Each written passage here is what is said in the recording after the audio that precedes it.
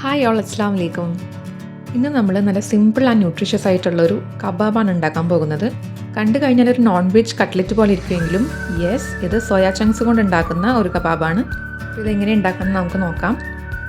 ആദ്യം തന്നെ കുറച്ച് വെള്ളം തിളപ്പിക്കുക. അതിലേക്ക് കുറച്ച് ഉപ്പിട്ടിട്ട് ആ വെള്ളം തിളച്ച് വരുമ്പോൾ നമുക്ക് സോയാ ചങ്ക്സ് ഇടാം.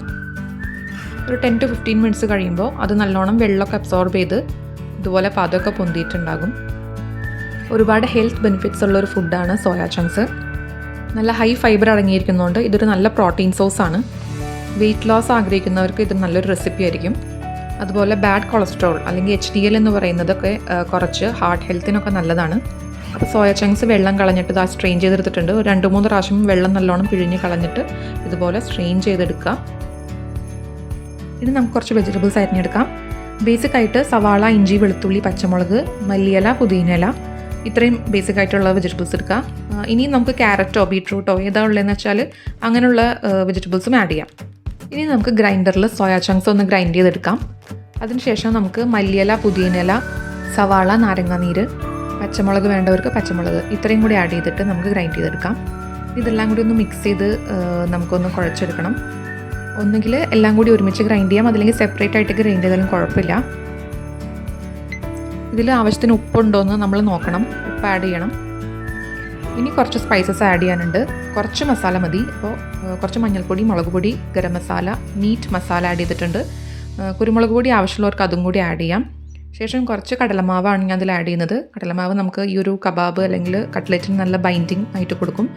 അപ്പോൾ ഇതെല്ലാം കൂടി ഒന്നെങ്കിൽ കട്ട്ലറ്റിൻ്റെ ഷേപ്പിൽ, അതില്ലെങ്കിൽ കബാബിൻ്റെ ഷേപ്പിൽ നിങ്ങൾക്ക് ആക്കിയെടുക്കാം. അപ്പോൾ ഞാനിവിടെ എയർ ഫ്രൈ ആണ് ചെയ്യുന്നത്.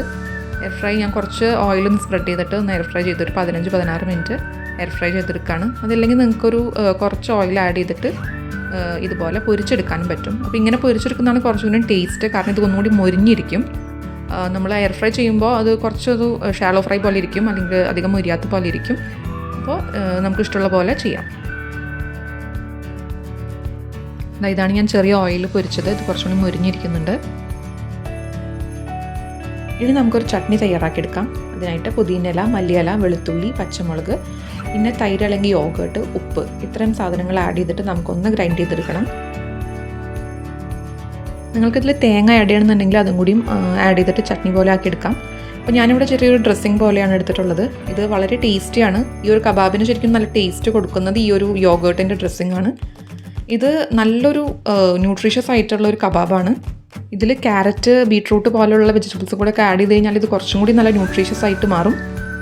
ഇത് ലെസ് ഓയിലി ആയതുകൊണ്ട് ഇത് നമുക്ക് ധൈര്യമായിട്ട് ഇഫ്താർ സ്നാക്കായിട്ട് കഴിക്കാൻ പറ്റുന്നതാണ്. അപ്പോൾ നിങ്ങൾക്ക് ഇഷ്ടമായെങ്കിൽ ഈ റെസിപ്പി ട്രൈ ചെയ്ത് നോക്കാം. താങ്ക്